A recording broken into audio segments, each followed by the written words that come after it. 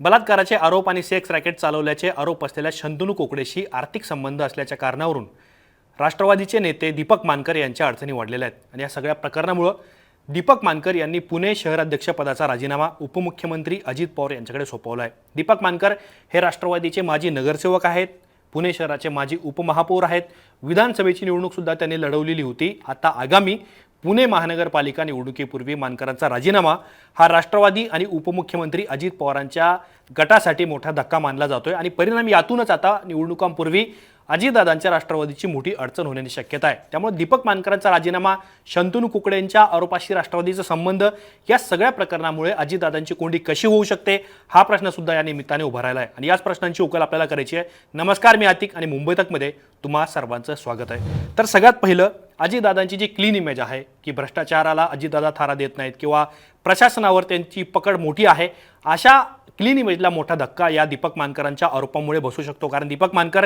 हे पुण्यामध्ये अजितदादांचे महत्त्वाचे नेते मानले जातात, अत्यंत विश्वासू ते अजितदादांचे आहेत। त्यामुळे आगामी निवडणुकांपूर्वी जर त्यांच्यावरती भ्रष्टाचाराचे किंवा लैंगिक संबंधांच्या आरोपाखाली केस असलेल्या एका व्यक्तीशी आर्थिक संबंध केल्याचे आरोप असतील, पैशांची देवाणघेवाण जर त्यांच्यामध्ये झाली असेल, तर यामुळे अजितदादांच्या पक्षाला म्हणजे राष्ट्रवादीला आणि अजितदादांच्या इमेजला सुद्धा याचा धक्का बसू शकतो। पालिका निवडणुकीपूर्वी भाजप असेल किंवा शिंदेची शिवसेना असेल, ही पुण्यामध्ये मोठ्या प्रमाणात संघटन वाढीच प्रयत्न करते आणि दुसरीकडे दीपक मानकर यांच्या राजीनाम्यामुळे आणि त्यांच्यावर झालेल्या आरोपामुळे राष्ट्रवादीच्या पक्ष आणि संघटनेला मोठं डॅमेज झालेलं आहे। मग अशा वेळेस अजितदादांचा फ्रंटचा नेता जर त्याच्यावरती आरोप होत असेल नेत्यावरती, तर हा सुद्धा राष्ट्रवादीला मोठा धक्का बसू शकतो। आणि सगळ्यात महत्त्वाचं म्हणजे की अजितदादांनी पुणे महानगरपालिकेचा राजकीय डाव हा दीपक मानकर यांच्यावरती खेळलेला होता। त्यांना पक्षाचं अध्यक्ष बनवलं शहराचं, त्यांच्या माध्यमातून शहरामध्ये अनेक शाखा असतील, संघटन असेल किंवा नेत्यांच्या पदाधिकाऱ्यांच्या नियुक्त्या करण्यात आलेल्या होत्या।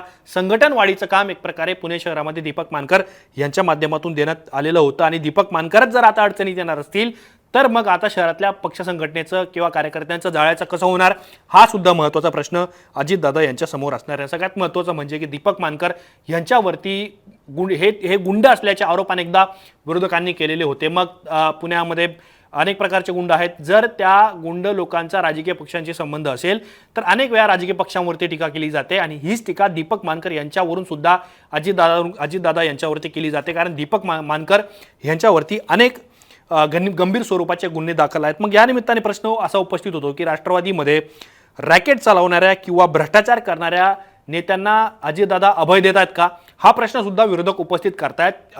शिवसेनेचे नेते माजी आमदार रवींद्र धंगेकर यांनी सुद्धा शंतनू कुकडे प्रकरणामध्ये असेच आरोप केलेले होते आणि आता आगामी पालिका निवडणुकीला सामोरं जाताना अजितदादांना या सगळ्या गोष्टीचा विचार करावा लागणार आहे। परंतु पुणे महानगरपालिका निवडणुकीपूर्वी शहरामध्ये तुलनेत भाजप आणि शिवसेना या दोन पक्षांच्या राष्ट्रवादी ही बॅकफुटला गेलेली दिसते आणि यामुळेच आता दीपक मानकरांचा राजीनामा अत्यंत महत्त्वाचा मानला जातो। आता दीपक मानकर यांच्यावरती आरोप काय आहेत, तर राष्ट्रवादीचा जो पदाधिकारी होता शंतनू काकडे याच्यावरती एक बलात्काराचा गुन्हा दाखल झालेला होता आणि तो सेक्स रॅकेट चालवत असल्याचे आरोप त्याच्यावरती झालेले होते। त्यानिमित्ताने पोलिसांनी FIR सुद्धा दाखल केला।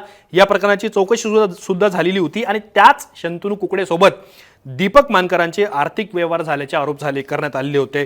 एक CA आहे रौनक जैन नावाचा, त्याच्या माध्यमातून शंतनू कुकडे आणि दीपक मानकर यांच्या खात्यामध्ये आर्थिक व्यवहार झाल्याचा आरोप त्यांच्यावरती आहे। त्याचबरोबर दीपक मानकर यांनी सुद्धा स्वतः मान्य केलेलं आहे की जमिनीच्या व्यवहारात शासनाची फसवणूक केल्याच्या प्रकरणात माझ्यावर गुन्हा दाखल झालाय, असा माझा कुठलाही दोष नाही, परंतु राजकीय दृष्ट्या मला टार्गेट करण्यात येत आहे, असं सुद्धा त्यांचं म्हणणं होतं। पण आता त्यांच्यावरती जर गुन्हा दाखल झालेला असेल, शंतनू कुकडे ह्याच्या माध्यमातून दीपक मानकर यांच्यावरती आरोप होत असेल आणि या सगळ्या आरोपांच्या पार्श्वभूमीनंतर दीपक मानकर जर राजीनामा देणार असतील, मग पुण्यामध्ये पालिका निवडणुकीपूर्वी राष्ट्रवादीचं काय होणार, हा प्रश्न सुद्धा या निमित्ताने निर्माण होतोय। तुम्हाला या सगळ्या प्रकरणाबद्दल काय वाटतं, तुमची काय मतं आहेत हे आम्हाला कमेंट बॉक्समध्ये जरूर कळवा। असेच माहितीपूर्ण व्हिडिओ पाहण्यासाठी मुंबई तकच्या YouTube चॅनलला सबस्क्राईब करायला विसरू नका।